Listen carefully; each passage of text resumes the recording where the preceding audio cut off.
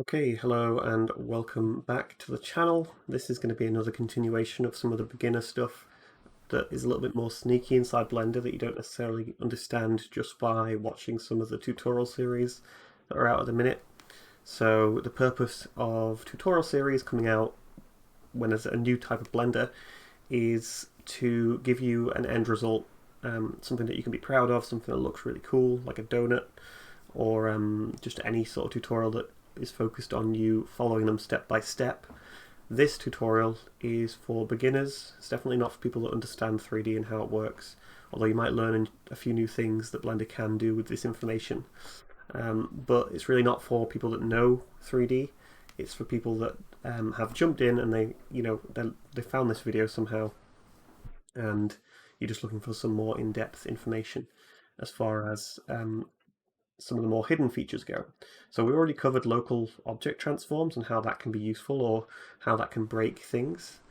But what we're going to look at now is normals, which you are probably most familiar with if you've, Googled what's wrong with your mesh or this sort of stuff.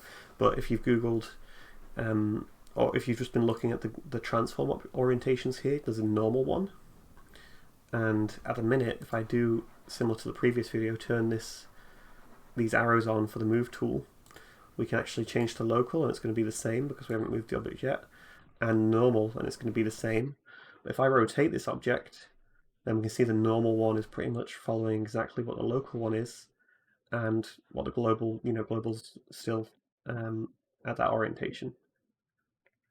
So that doesn't really tell us what the normal is, because per object it's pretty much the same as the orientation that it is locally.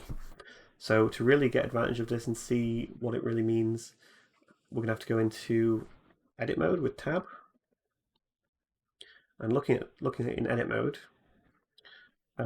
what we've got here is, if I go to face mode as well, which I just did with 3, what we've got here is just some faces, and we can start looking, and without touching anything, we can actually visualize the normals and what they are. It's inside this menu here, which I'd advise you look at and turn things on and off and see what they do, because all this information in here is just sort of the overlays of the visual viewport. In fact, we can turn them all off like that, which can be useful sometimes as well. But for us right now, the easiest way to understand normals might be to see the face orientation here.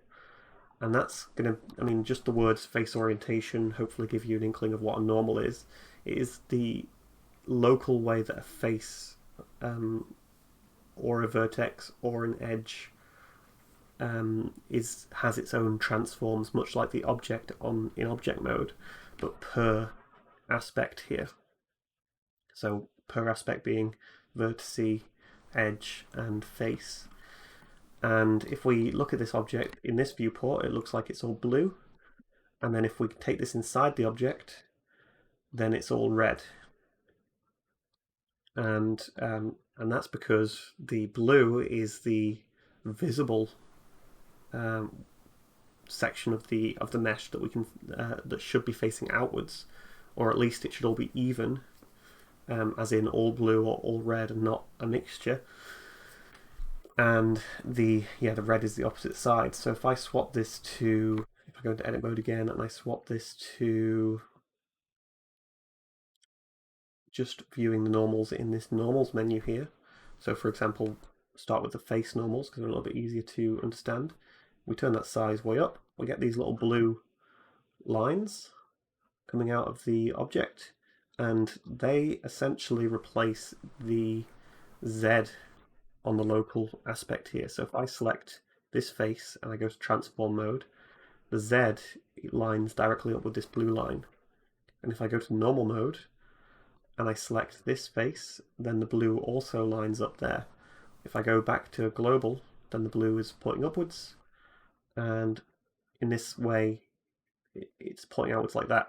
If I grab, and now we can see the local orientation of the edge, and actually it's because it's an edge, it's at 45 degrees on this 90-degree turn. And I might as well just show a vertice as well, which you can imagine is weighted locally as well. So we're talking if you imagined that there was a weight associated with three of these points that are coming into this single vertice, then they would even out at this position pointing in that direction. And that's one thing to understand there. But we'll take it back to just the face. And we can see the blue value there is pointing outwards. And to further show how this works, we can see how that, once I pull this face out like that, the two on the sides still point outwards, but this one's now pointing slightly upwards. And if I wanted to go back to my normal view and see this face, then now we can see that we can move it along there, which could be useful if I press E, which is already locked. So immediately when I press E, it's already locked to that normal value. I have to click off it to start moving it in any other way, or I just press E and then press Z to undo that as well. But it's most useful for an extrusion like that to follow the value there. But let's say that I'd already extruded it and I didn't want to extrude again for whatever reason. I mean, I could just extrude and then remove that edge if that's not what I want. But if I didn't want to do that, there's so many ways of doing the same thing, then I could just change it to the normal orientation that we've got here, and I could start moving it along that normal, which is local, like that. And that's quite a common thing that people explain. For example, if I just briefly talk about still moving things along the normals like that, if I grab this, well, we can see that the normals are all over the place because this is a sphere. If I turn that off to be less distracting, then what we could do is we could scale this. And that's one, and essentially that is moving everything sort of along the normals, but not 100% accurately, because the scale can always be a little bit off, especially if things are squashed like this. I start scaling this and we're not quite sure what's going on after that, things can be all over the place. Oops. So if I go to, just taking this back to global view, what we might want to do with this is just press Alt S rather than just S. And in this case, it's going to look very similar. But if I press Alt S, it's actually moving all these faces along their normal, which could be really useful, like in a situation where I grab just a portion of this mesh. So if I just press S on this, then it starts scaling like that. But if I press Alt S, then it starts moving along those normals in a way that might make sense in this context. So much like an extrude is doing this, and then Alt S would then be bringing it, sort of scaling it, but also moving them along those normals. And that can be really useful, for example, on a cylinder, where if I select the outer edges here and I press Alt S, then it's going to start moving it in a way that is radial, rather than I could do that still in this orientation like this, but not necessarily if it's rotated randomly like that. I can't just press scale, and I can't just really grab that and press scale because it's all going to get messed up. So I can press Alt S, and that's going to still move it along those local normals which exist, and that's useful. The other thing is, if I say extrude this a little bit further on the y-axis, and just sort of create a little bit of a shape here, so I then, I don't know, bevel here. What we can start looking at here is, in some examples, if I've got a more advanced mesh, let's do a little bit of this as well. If I've got a more advanced mesh like this, then it can be annoying to sort of isolate, especially if it was super subdivided, which I'm going to do as well. If I subdivide this, like if I want to select all these faces on the bottom here, I can't really click them very easily. There are some interesting selection methods that are pretty cool, like pressing Control Shift, and you can do that. So there are quick ways to select this stuff, but the quickest way is just simply to press Shift G. And what you're going to see when you press Shift G is a normal option. It says Select Similar by Material, Area, Polygon Sides, Perimeter, and Normal is what we're interested in. But it's worth just having a little look at the rest of these and trying to understand them. But if I select it by normal, then we're immediately selecting everything that points down. And in this scenario, if I go to wireframe mode, then I've got a lot easier of a job just deselecting that and making sure that I've got everything that I want selected. So that's one way of doing it, and there's also a threshold related to that. So if I press Shift G again and normal, and I open up this little side menu here, then I can start increasing that threshold, and it's going to slow, well, because they're only at one angle here, it's going to start bringing more of the faces that are similar to that downwards normal in this case, and selecting them, which, if that makes sense, then that is very powerful. As well as, I think I added my own shortcut to this actually, so I'm not going to do it like that. I'm going to go into the selection menu, and I'm going to go, so I select linked. Yeah, so I think I might have applied this shortcut myself, but Shift Control G is select linked flat faces. It could be default to engine, to editor, sorry, but I'm going to do it through the menu here. So linked flat faces. So in that way, it's selecting everything in similar to that, but at a sharpness value, which is also based on the normals. So as I turn this value up, it's going to expand that selection based on normals, a similar based on the edge normals really as a limiter, which is all good and interesting.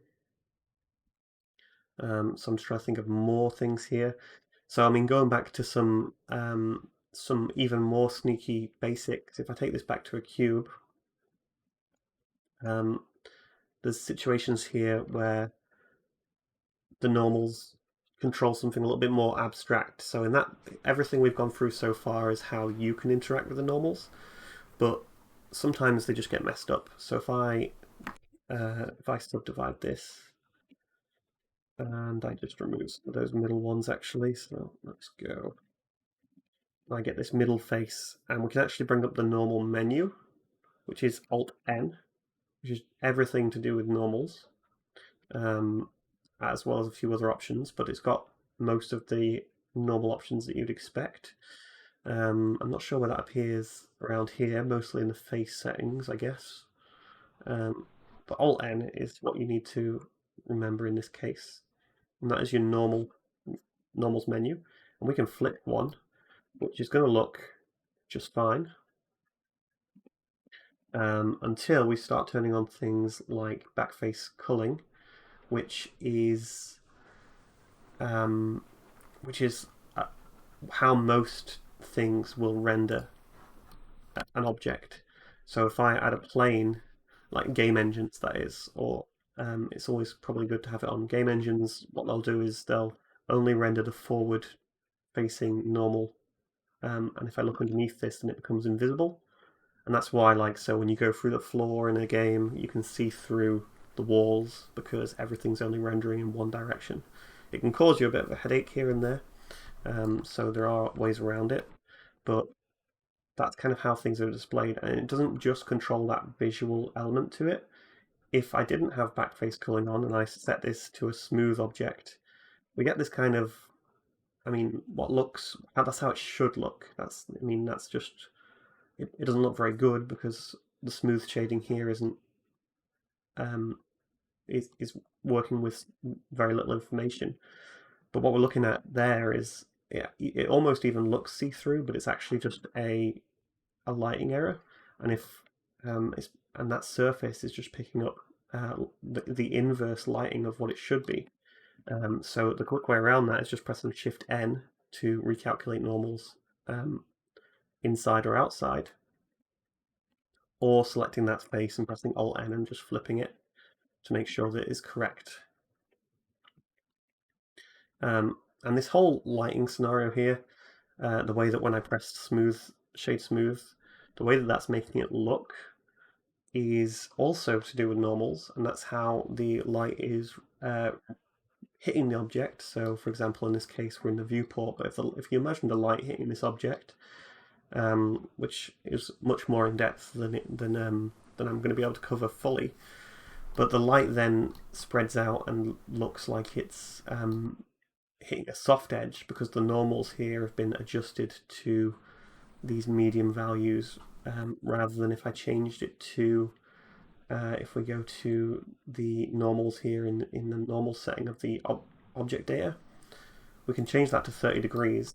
And what it's actually doing here technically is splitting these faces at the edges, and applying extra normals that point outwards at this point, which makes it look flat. I don't fully expect you to understand that, but if you Google more about normals and lighting and shading and how smooth shading works, then that's pretty much how it is. And if I apply a bevel modifier to this, bringing it below that 30-degree smoothness here. So I think I'm already in flat shading, or let's go. Oh yeah, we need to go higher. Let's go to 80, or 89, just something below 90. Then this becomes kind of smooth. But a really popular technique is to then also fake the way that these normals are pointing, which again I don't think we can visualize very accurately in this scenario because we can't visualize the way that the normals face here, I think. But what we're looking at here is it looks a little bit better because it's got that bevel, because there's more normals to work with. And actually there's enough normals here that we can fake this and start pretending that these normals are facing slightly and not at those directions which we can imagine. I'm going to change it to, I'm going to turn them on. I'm going to apply that bevel. We can see how they're sort of pointing out like that. I'm not sure if this is going to change, but if I apply a weighted normal now to this, can we see how that makes it a little bit sharper? And actually that'll, depending on what weight you choose, maybe a little bit more weight to it or less, that can actually fake more geometry detail than and actually look pretty good as far as low poly game assets go. And it's just a useful thing to know. Also, it helps with baking as well because it makes this area here flatter, which is always good. But if let's say if I duplicate this, I apply that, I guess we can actually see that, I think. So we can see how these should all be in line if they were at the same weight, but what we've just applied has shifted them slightly, which is affecting that the lighting. So if I turn off the lighting on this one, the normals on that one, it affects the lighting and just makes it a little bit better. And that is related into this whole world of normals, which is really useful. And I think that could be everything that I can think about related to normals.